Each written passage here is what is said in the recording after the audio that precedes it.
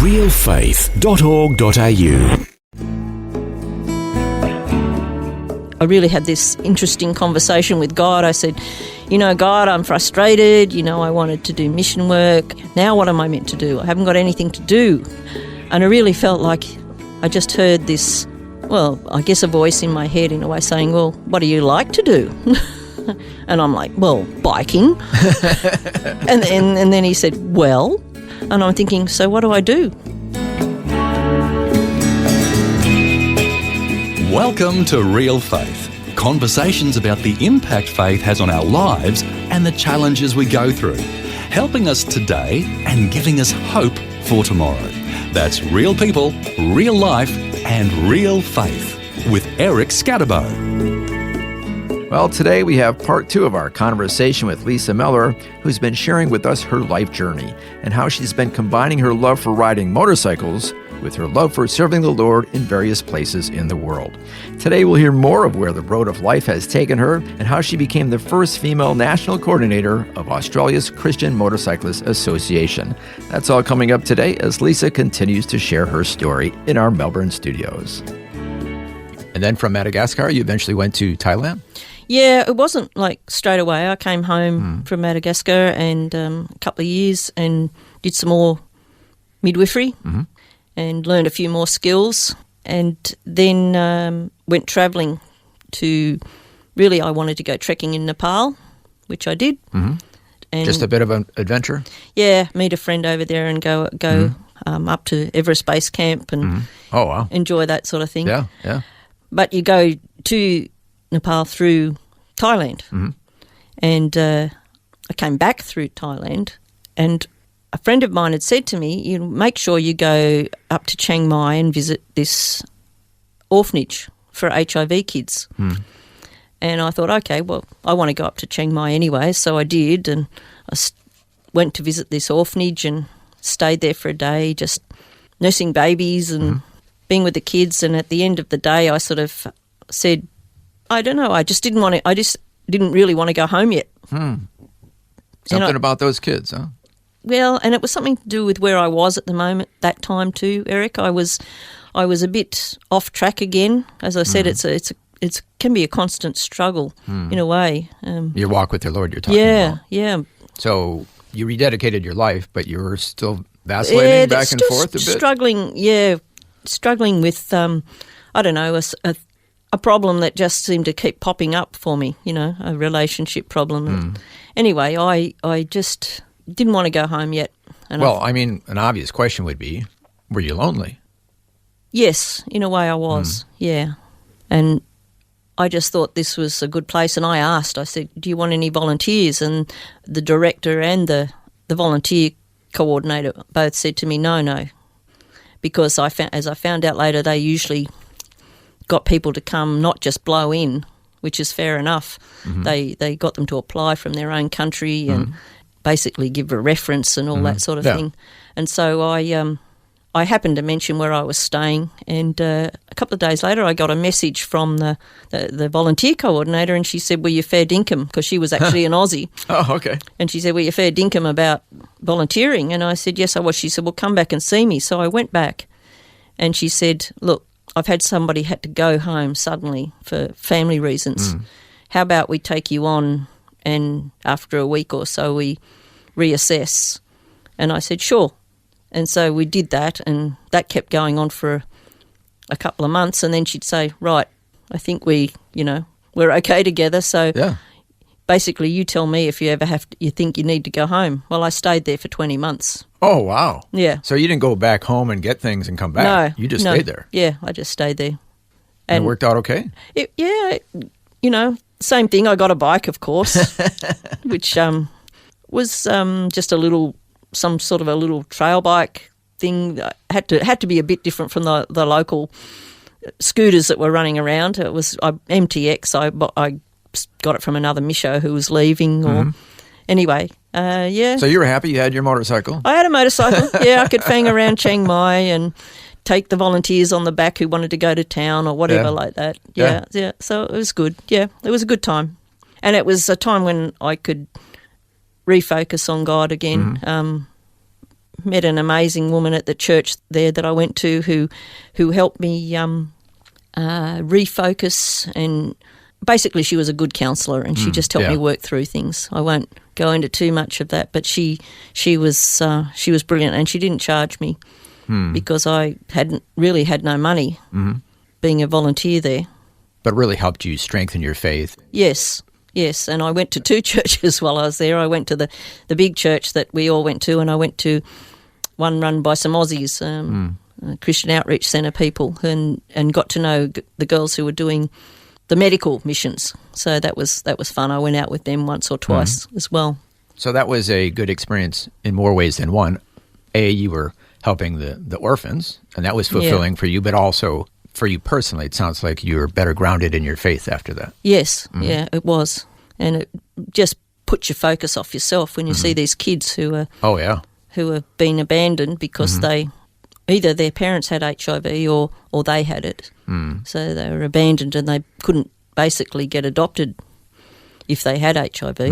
They had to stay there forever, and they didn't get the treatment that, let's put it this way, that deaths weren't uncommon, and so it was sad, but it was also a very happy place to work. Amazingly. In what way? Well, we just made the life the best we could for the kids. You had the nannies, the Thai nannies who were paid, but you had all this overseas volunteers. A lot of them from places like Denmark or Sweden, because they have a thing of their young people going and doing something altruistic like that. Okay. Yeah, so I made a lot of Danish friends. Just a practical question. Yeah. How did you support yourself? Well, I actually ended up getting a ESL job. Anybody teaching English as a second language? Yeah, okay. anybody anybody who was a native speaker, that they snapped you up, and so I got a job just doing that a couple of times a week. That was enough to That was enough. survive? Enough, yeah. Oh, okay. And then your time in Thailand came to an end? Yeah, I did eventually come home about the time of the Olympics in Sydney, actually. Oh, okay. Yeah. 2000? Yeah. And then you got yourself another bike? Oh, yeah, of course. Of course. What kind? An XV750 Yamaha. Okay. Yeah, commonly called a Virago. And you had quite a miraculous experience with that motorcycle. Oh, yes. What happened? Oh, well... This is back in Australia now. Well, what had happened was, before that, a friend of mine had, because I'd been riding all my life pretty much on my own, and a few longer trips with this friend that I'd met in Canberra called Christian, and she'd taken me along to a CMA, a Christian Motorcyclists Association gathering, and national gathering. So you learned, hey, there's more people like me, yeah, Christians who are into motorcycles. Why didn't I know about you guys before? Anyway, she took me along, 2002, she took me along to that, and they said the next national gathering this was in New South Wales, the next national gathering was in Perth, and I said, yep, I'm in for that. So the next year I found myself riding across to Perth with a friend on the back who decided she wanted to come, and... thousands and thousands of kilometers. Oh, yeah. Yeah, but I'd already done thousands and thousands of kilometers. So that was no big thing for you. No, it was just another adventure, I guess. But we set off a day behind the group that we were going to ride with, and they'd started from the middle of New South Wales, and from the beginning, it was almost like everything was against us. The first day there was a huge storm that we rode through. Oh. And... You're out on a motorcycle in a storm? Yeah, and the rack on the back broke. And this is where your friend is sitting on? No, she's on the seat, but there's a rack with the luggage on it. Oh, right. Yeah, gear sack. Yeah, the rack broke. And we're north of Griffith, and so we managed to contact the guy that we're trying to catch up with, who's they're way ahead, and he lived in Griffith, so he rang his wife, and she came up and... found us on this road north of Griffith, and through the... You're just stranded there. Yeah, through the rack and everything into her car, and my friend got in the car because she wanted to get out of the storm, and we went into Griffith. You're just waiting there in the rain and the storm? Yeah. Oh, what a desperate situation. Well, that wasn't the worst bit. Anyway. Oh, there's more. Yeah, well, that rack got my friend's Barry's son welded up the rack for us, no problem. And off we went the next day. And we get to Hay, and we're just out the other side of Hay, and this loud knocking starts in the motor. Very loud knocking, and you just know, even if you're not a mechanic, you just know it's not right. And went back to Hay, rang Barry again and said, and he listened over the phone, he was a bike mechanic, and he said, "Oh, Lisa, that sounds fatal." And I was like, I was almost in tears. I thought, that's the end of our trip. Yeah. That's it. That's really the end of it. And You got through the whole storm, and then this. yes. And I thought, honestly, there's nothing that's going to stop us. No other bike around. We can't go on. Yeah. And he called two of his friends. One was a mechanic, not a bike mechanic, and one was just another guy. And they came and they met us at the service station. And they said, well, and I'd turned the bike off and on, and it was still there. Anyway, Yeah. they said, we're just take it for a ride. We turned it on, and when they were there, they prayed, and the knocking wasn't there. Very strange. And they said, well, take it for a ride out of town about the distance you went and come back again. So I went out about 13 k's, came back again, and I said, it's not there. And they said, it's very strange anyway. They said, what we're going to do is we're going to lay hands on you and the bike, we're going to pray for you, and you're going to go. Oh, wow. And I'm like, okay. Talk about a leap of faith. Is a real stretch of faith because, you know, out there in the Hay Plains, you're in the middle of nowhere. Yeah. Yeah, you're taking a big risk there. Yeah. What happened?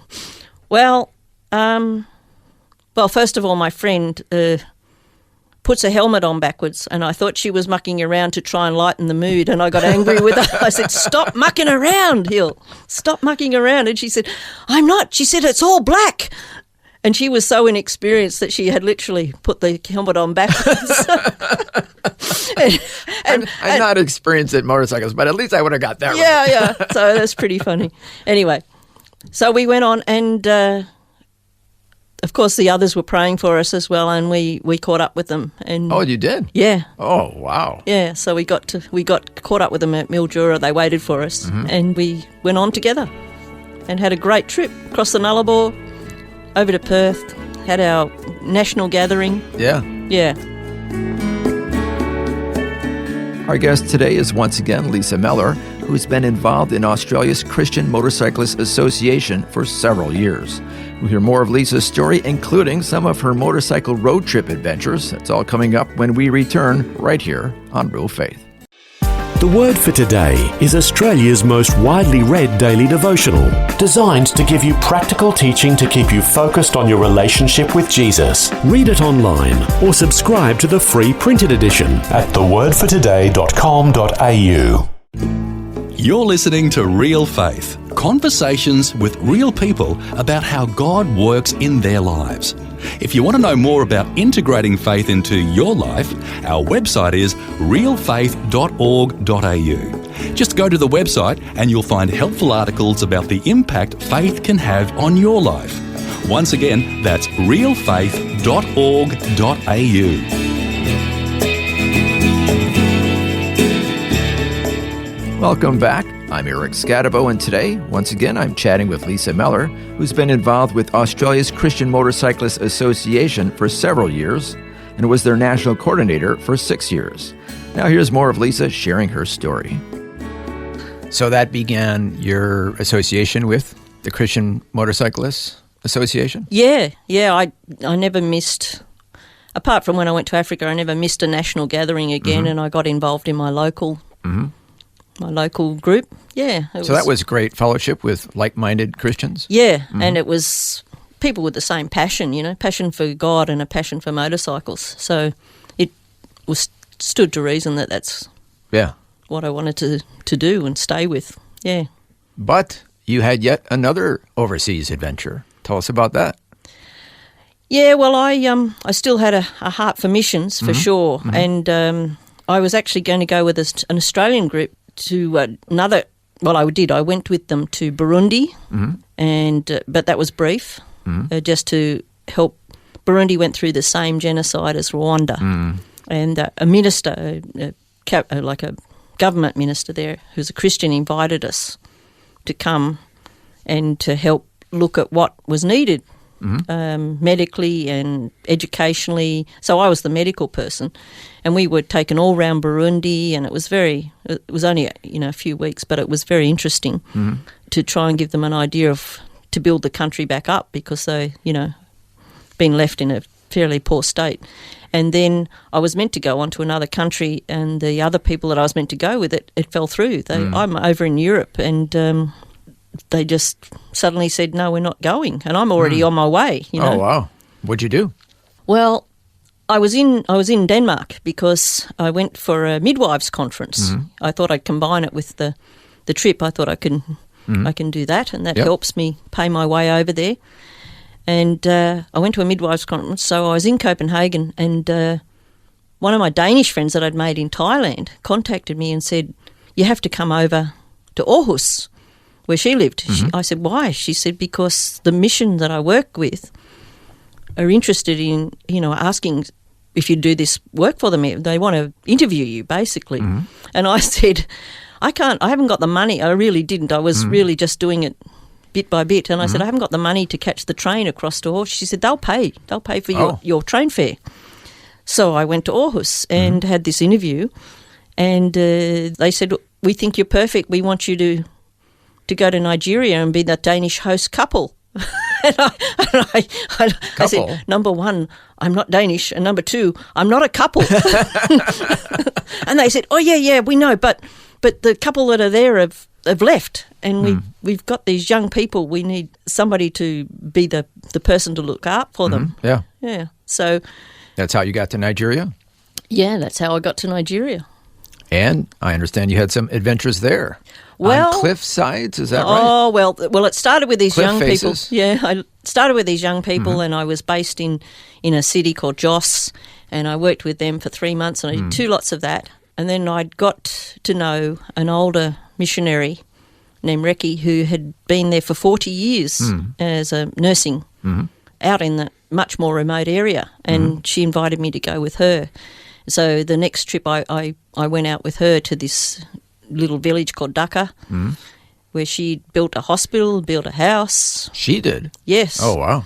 She'd lived there in that village, I think, for 17 years, but she'd been in Nigeria for 40 years. Oh, wow. Sounds like she was a pretty tough woman as well. Oh, yeah. Yeah. Yeah. And she just wanted somebody else to come out and see the work. And so I went out and worked with her for quite some time, and just helping in her clinic there, and did operations. Well, I need to ask you, did you have a motorcycle? I didn't actually have one, but she said there's some villages further out that I've never been able to go to because there's no roads. Yeah. Because I can't ride. She said, but you can ride. She said, so will you go? And I said, okay. And this is how you were uniquely qualified to reach these remote areas. Yeah. Nobody else had done it. That's true. I hadn't thought about it, but yes. Yeah. Yeah, so she sent a translator with me, a good man who knew medical things to a degree as well. And what did you ride on? Oh, the little local scooters called Honda Dreams, which to me was a bit of a nightmare. It seems beneath you after all you've been on. Oh no, it was just when you see the terrain and these little things, and you think you'd really be much better on a decent trail bike. Yeah. But you rose to the occasion. Yeah, well, had to. There was not much choice. Yeah. So it was a very interesting journey. No, I have in my notes here, you rode along cliff faces in the dark. I want to hear about this. Well, yeah, because there's no roads. You just got to get to these villages. And no roads in the dark?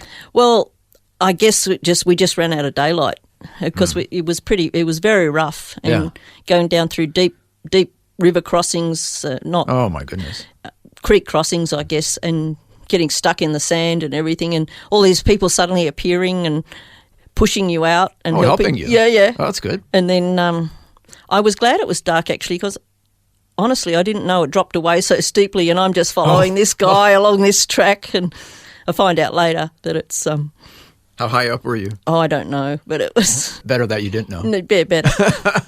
But you got to the remote areas? Yeah, you were just able to help? Went to several villages, and I mean, hundreds of people came. Yeah. And I'm sort of winging it and thinking, God, how do I treat all these people? It's beyond me. Again, I'm just praying, because even some of the diseases I don't, schistosomosis and stuff like that. I haven't come across it before, and I'm learning as I go. But it was really good. It was really exciting and really beneficial for the people. How long did you do that? Oh, it was just a trip from I don't know how many villages we did. I can't actually even remember now, but we went from village to village, and as soon as the people knew we were there, they'd walk from the other villages that weren't going to be visited, and so we ended up with hundreds of people. Oh, wow. Each day. Places that had never had medical attention or very little? Well, yeah, I think so. I think if they needed anything, they'd have to have walked days to the big village, to Dhaka. So you were coming to them? Yes. And then you came home? Yeah, my dad contacted me, and my mum was really unwell with dementia, and he wasn't coping, and I felt like I had to come back. And I honestly thought I was only coming home for a few months, and sadly I've never been back. So how did you feel about leaving the work you loved? Very sad. Yeah, very sad. I really wanted to stay and do more. And I think Recce was even thinking I'd take on her job there. Yeah. I just had to. I felt like I had to be here for my parents. Yeah. So how did that make you feel? Pretty frustrated. After a while, I was really missing that work. Yeah, I was really missing being overseas and being in those situations. Yeah. What'd you say to God? Well, I was actually on my way back from another trip to WA, the next national run, as we call it, over there in 2009, and I'd got stranded in Adelaide because I got sick on the way back. I got pneumonia, and in Australia. Yeah, not in Africa. No, Oh, I must have been run down, and I was riding with some other people, of course, and I said, "You'll have to go. I have to stop." And God miraculously looked after me there, giving me a place to stay, and I won't go into all of that, but through CMA people, wonderful people. And then, so then when I was riding home, I was on my own, and I really had this interesting conversation with God. I said, God, I'm frustrated. I wanted to do mission work. Now what am I meant to do? I haven't got anything to do. What are you going to give me to do? And I really felt like I just heard this, well, I guess a voice in my head in a way saying, well, what do you like to do? And I'm like, well, biking. Not real complicated. and then he said, well, and I'm thinking, so what do I do? So I threw myself into trying to help the Christian clubs. There were quite a few Christian clubs in New South Wales. Motorcycle clubs? Yeah. Christian motorcyclist clubs and associations, and trying to get them to communicate a bit more with each other. I drew up a program of everybody's events and how we could support each other, and tried to get them, a bit more working together because we all had different roles, and thought, yeah, I suppose I can do that. And I was just trying to do that sort of thing. And then 1 year after that conversation, I'm at the next national gathering in South Australia, and I go into the meeting, the leaders' meeting, as the Secretary of New South Wales, and I came out as the National Coordinator of Australia, and I had no idea that was coming, but that was God. That was totally God, because I was the only woman in the meeting for a start. I was the only national coordinator they've ever had elected as a woman. Fantastic! Yeah, it was pretty mind-blowing for me. I no idea how to run a meeting or do anything. So, yeah. But the Lord led you to that position. Yeah, he did. He did, and it caused quite a stir when I went to my first international leaders meeting over in South Africa, because no other leader of any other country is a woman, or I don't think they've ever, or has been. There's 30-something countries. No women. No women.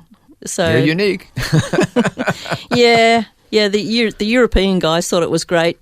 I'm not sure the Americans and the South Africans were quite so keen. Oh, more conservative over there. Yeah.